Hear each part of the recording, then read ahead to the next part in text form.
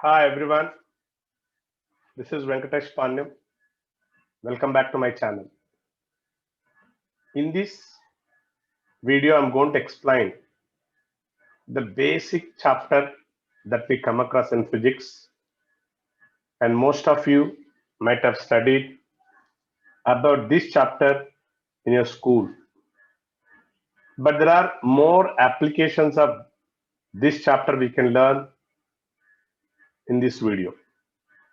So before I start my video, please subscribe my channel if you have not done it, and do not forget to click the bell icon so that you can get all the updates from my channel. Let's start the today's class. So after this chapter, you will be in a position to answer all the following questions. Have you ever wondered how do we measure the temperature of an insect? See, for human beings, we have thermometer. We just keep it under the tongue. So we have wide mouths. But how can you measure the temperature of an insect? So did you ever got that down? And again, how do you measure the temperature of the sun? Do we really need to go to sun to measure the temperature of the sun? Or how does we measure, or how can you measure the temperature of the sun without going to the sun or from the surface of that itself? In recent times, you all might have seen this thermometer. Wherever you go, if you go to an apartment or a shopping mall or a school or a college, so first thing they are checking your temperature. So what do you call this thermometer, which is very popular nowadays, and how does it works? So let's see all this. Then we all know that mercury is widely used in thermometers. My question is, why can't we use water? Why only mercury is used in thermometers? Why water is not suitable? So you must be in a position to get all these answers once this chapter is over. Another question is, in what way alcohol thermometer is better than a mercury thermometer?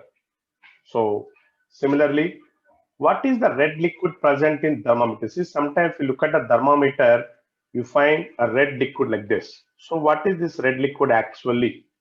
We know that mercury is grayish, so it's in gray color. But what is this red color? Sometimes we see such thermometers. And if you look at a clinical thermometer, generally we use it for measuring our body temperature. If you closely observe the clinical thermometer, you find a kink. A kink is nothing but a bend. So why there is a kink? What does this kink will help you? In what way it help you? And what is that kink is meant for? And next question is, why these gas thermometers are better than liquid thermometers? In what way the gas thermometers are better than liquid thermometers? So all these questions will get the answers once you completely understand this chapter. If you follow all the videos that I'll make on this chapter, definitely you'll be in a position to get answers for all these questions. Let's start what exactly is thermometry and what we're going to learn from this chapter. Let's start this lecture. So first of all, what is thermometry? Remember, thermometry nothing but it is a branch of physics. It comes under physics, right? So it's a branch of physics which deals with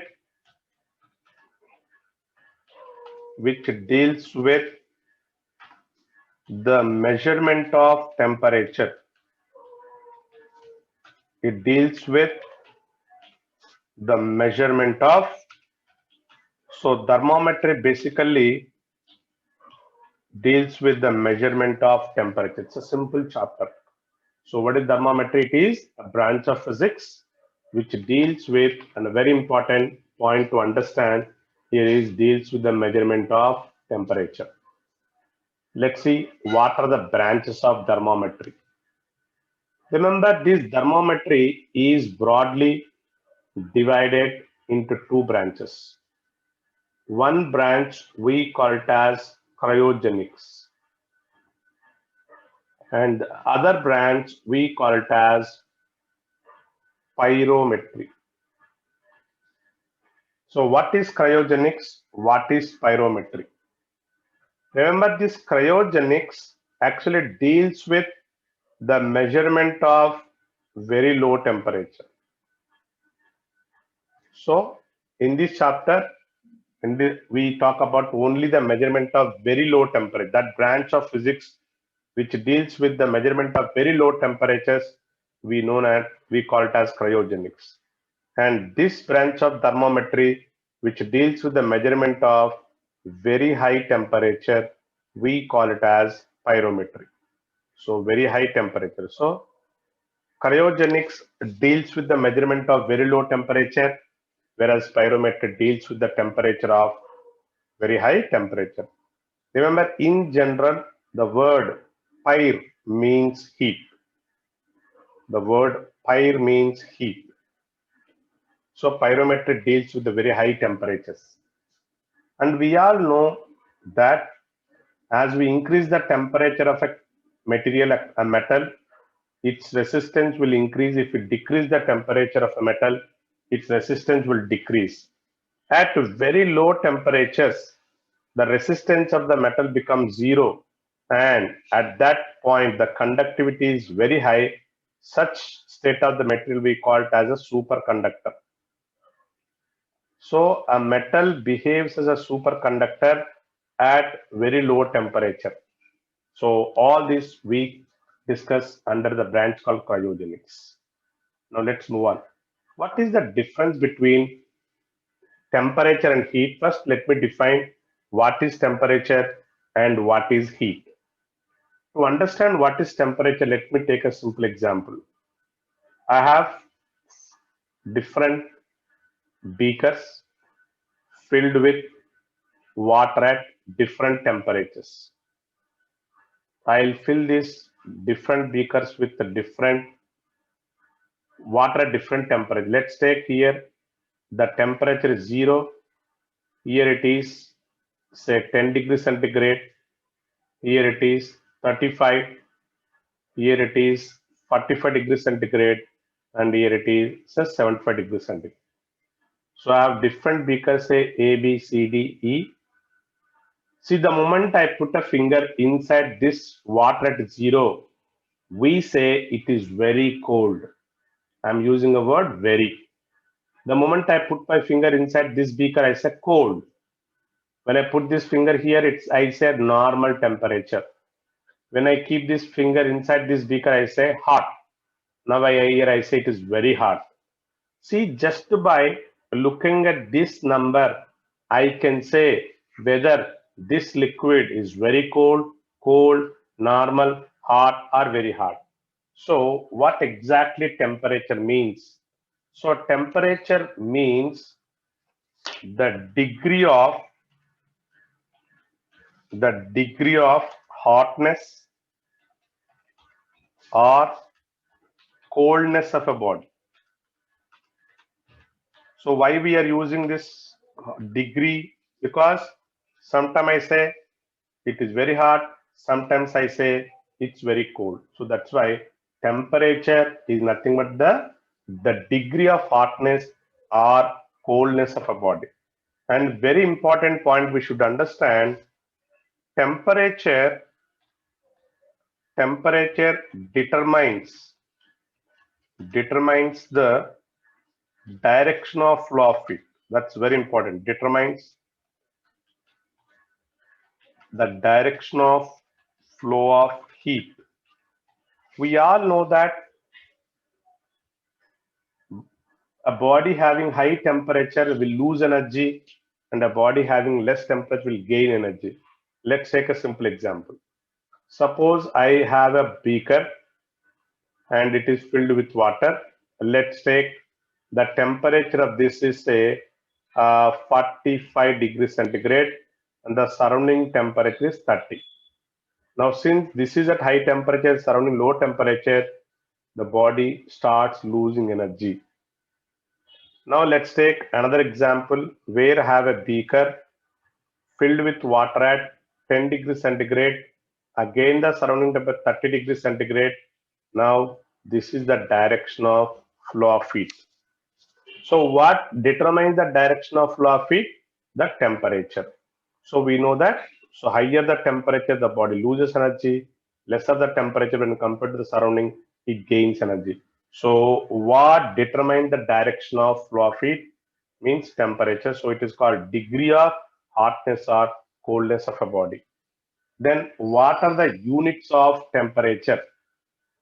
So we all know that we generally measure temperature in degree centigrade or degree Fahrenheit, or sometimes we use a Kelvin also. Depending on that, we can use degree. I mean, the temperature can be measured in degree centigrade or degree Kelvin, or we can measure temperature even in Fahrenheit also.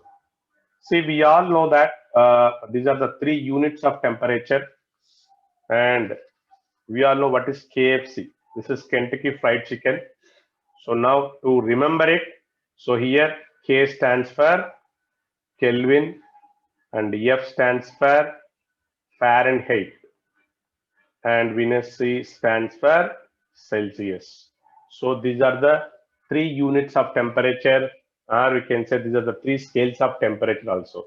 So in physics, KFC stands for Kelvin, Fahrenheit, and Celsius. So these are the units of temperature. Now let's understand what is meant by heat. Remember, heat is nothing but one form of energy. So heat is a form of energy, and as I said, which flows from body at high temperature to the body at low temperature. As I said, heat always flows from body at higher temperature to body at low temperature. See, this is what happening here in the examples which I gave just above. So heat always flows from body at higher temperature to body at low temperature. Here high to low. So heat is simply one form of energy. Now, here what are the units of heat? Let us understand. Heat energy generally we'll measure in calorie, or we measure in joules. So we all know that 1 calorie is nothing but 4.2 joules. 1 kilocalorie means 1000 calorie or 4200 joules. 4200 joules. So these are the units of heat. Now, very important point, remember here you should understand that whenever we raise the temperature of what called as a body, that means whenever you supply some energy to your body, its temperature changes. So we can say that heat is the cause,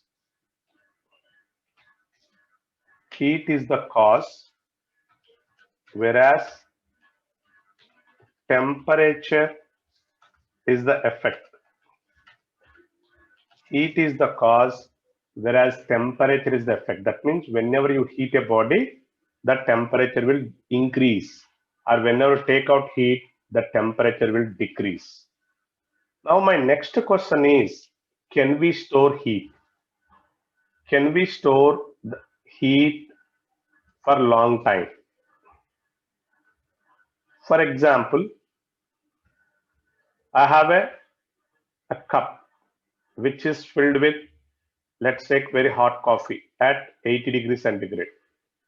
And even you covered this cup with a lid. But remember, since it is surrounded by air, in all the side there is air. So what happened? It start losing energy. So after some time, suppose if the room temperature 30 degrees centigrade, after 20 minutes or 30 minutes, the coffee will be at 30 degrees centigrade. even though initially it is at 80, because it is surrounded by air. Air is taking that energy, so it start losing energy. So this cup of coffee cannot retain that heat energy for a long time. So for that reason, what we do, we usually use thermos flask, or we say vacuum flask.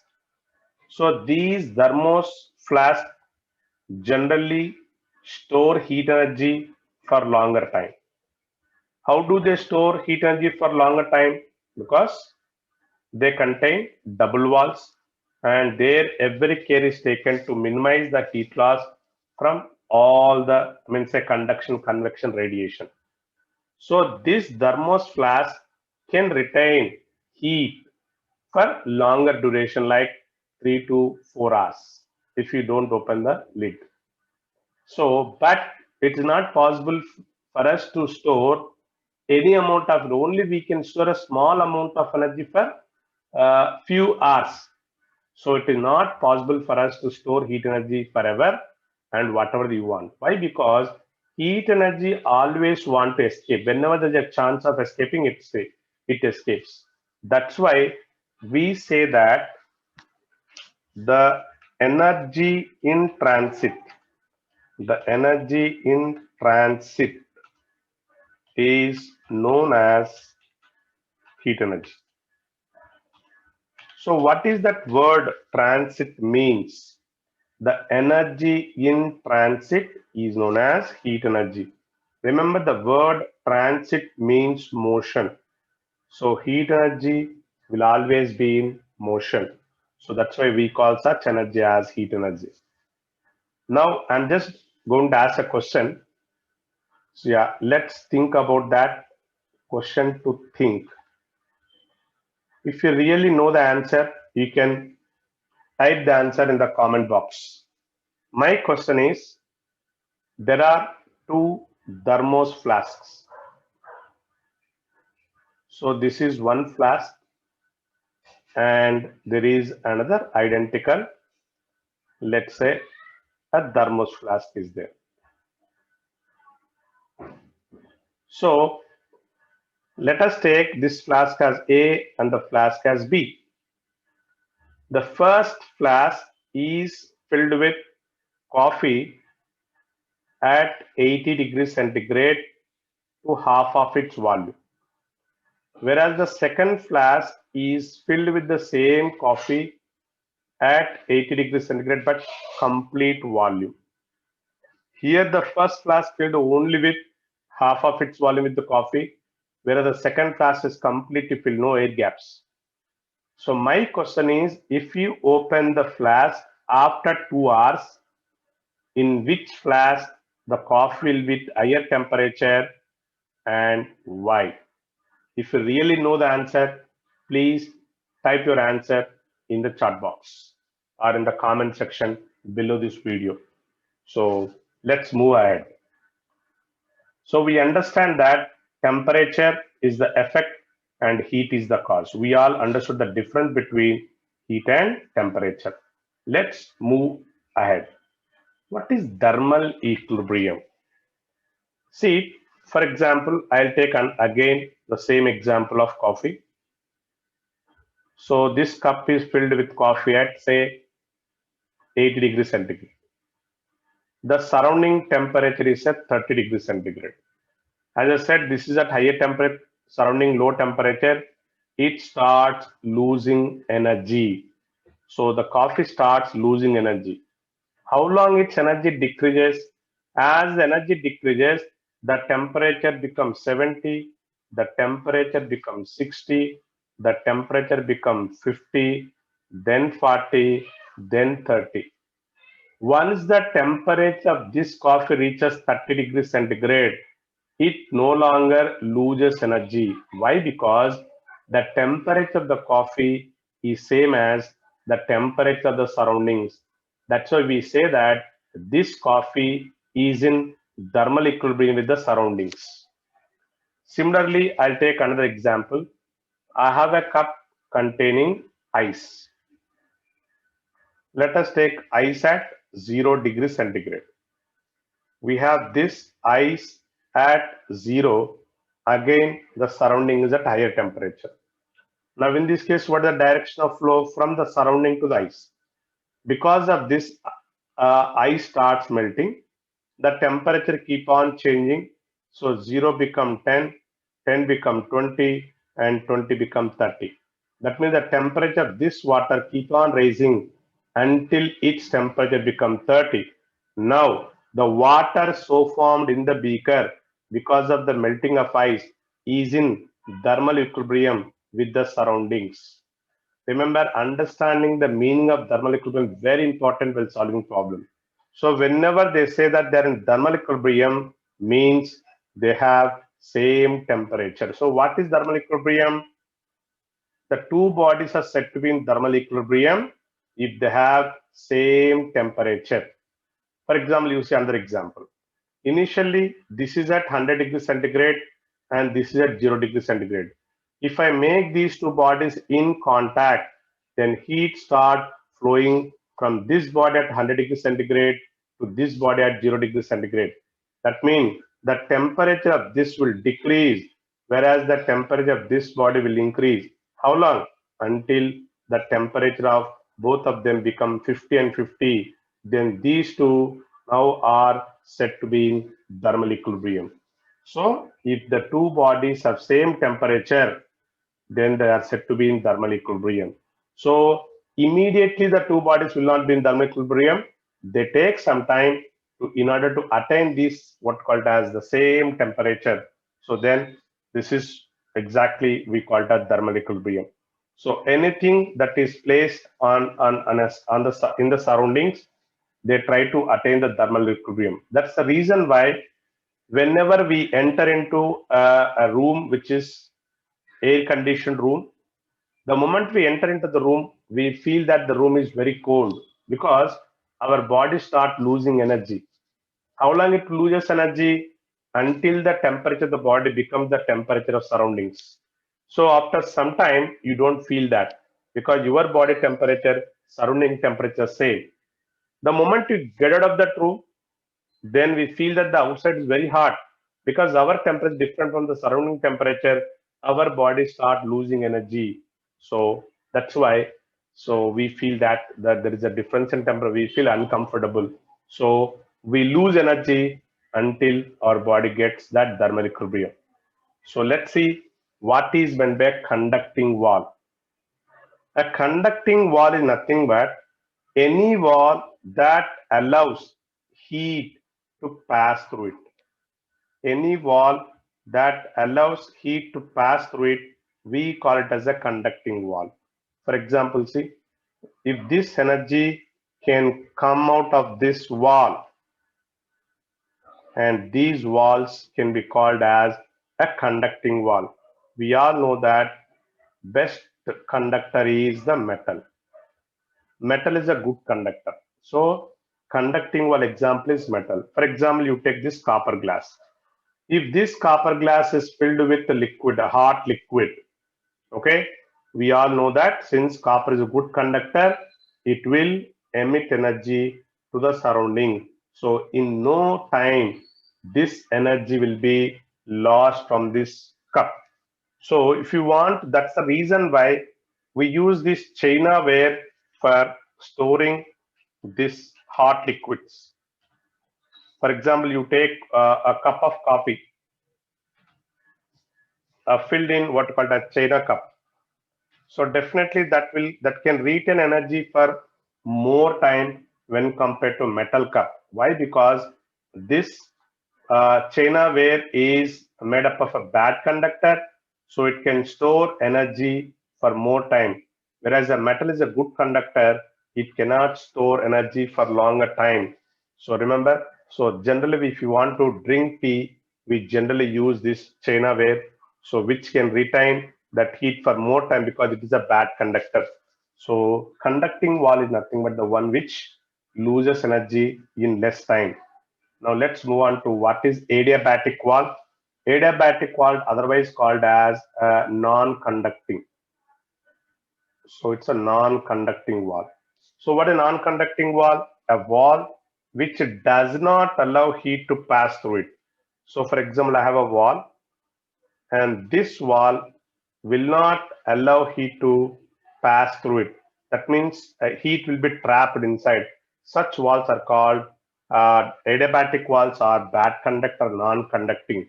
Best example is wood, or you can use the cement walls. Cement is also bad. Or we can take plastic. Now my question is, yeah, these also you can answer in the comment section. So my question is, why do the people living in cold countries build their houses with wood? See, if you go to Europe or any cold country, so we all find all the houses, they are built with wood. What is the reason? Another question I want to ask you is, how can an Eskimo survive in an igloo made up of ice? Ice itself is very cold. Then how come they survive inside an igloo which is made up of ice? If you know the answer, please type your answer in the comment section below this video. Now let's see the another important topic. What is zeroth law of thermodynamics and what does it gives? Let us understand. First, let me explain what is the statement for zeroth law of thermodynamics. Zeroth law states that if two bodies A and B are in thermal equilibrium with another body C independently, then the two bodies A and B will also be in thermal equilibrium. Let me explain with a simple example. See, I have two bodies, say, let's say A and B and C. Now, they are placed in contact with each other. Remember, their temperatures are different. They have different temperature. Since they are conducting walls, they are conducting. So these two will exchange energy because there is a conducting wall. Similarly, these two also are in contact. So they too exchange energy. That means after some time, AC will be in thermal equilibrium. After some time, BC also will be in thermal equilibrium. That means if AC are in thermal equilibrium, BC are in thermal equilibrium, automatically AB also will be in thermal equilibrium. Let's see this one. This is what happens.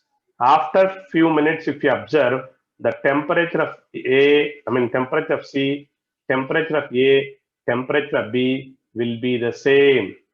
Even though A and B are not exchanging, they're not in contact, still they are in equilibrium. So that's what this zeroth law says. So if two bodies A and B are in thermal equilibrium with another body C independently, then the two bodies A and B will also be in thermal equilibrium. What does the zeroth law gives? That's an important question. Remember, zeroth law gives the concept of temperature, because when they are in thermal equilibrium means I said they should have same temperature. Okay, this is an important law everybody should understand. Now we may be thinking why it is known as zeroth law. You never heard about zero, right? We learned about first law, second law. Why it is called zeroth law and who actually named it? If you are really curious to know about these two questions, the answers, already there is a video in my channel. Please go and just click this video. Why it is called, it is called zeroth law. You'll find the answer. Definitely, you'll enjoy the answer. I hope you understood till now what exactly we discussed about the temperature, thermal equilibrium. Then we discussed about conducting wall, non-conducting wall, and then I explained about temperature, heat, and what are the branches of thermometry, all that. And in the next video, I am going to explain about the different scales for measuring temperature. So I thank you for watching my video. I wish you a happy physics learning. Thanks for watching again.